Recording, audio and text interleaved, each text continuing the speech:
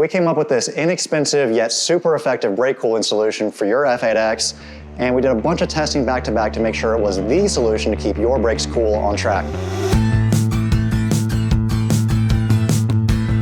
With the GT Moore splitter, we have the option to have traditional brake cooling by feeding air through here to a brake duct, to brake hose, to a brake vacuum plate, to feed air to the rotor, keeping the brakes cool.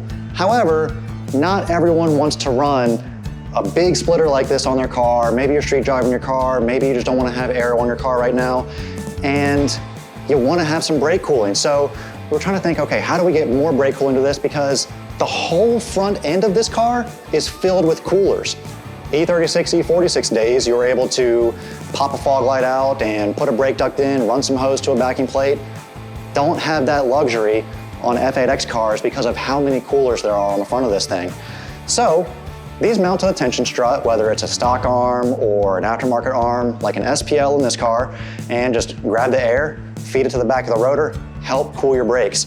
We did a bunch of different tests with the hose and ducts, both sides, hose and duct on one side, deflector on the other, deflector, and we came up with these things were within 10-degree caliper temp of the traditional hose and duct option.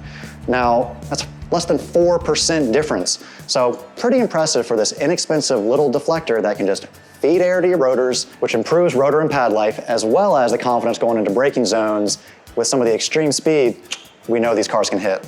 You can find these, as well as all kinds of other F8X replacement and performance parts on BimmerWorld.com. Ready to go? Should be an awesome race weekend. We are ready to kill it this year. It's good. It's going to be a wild ride.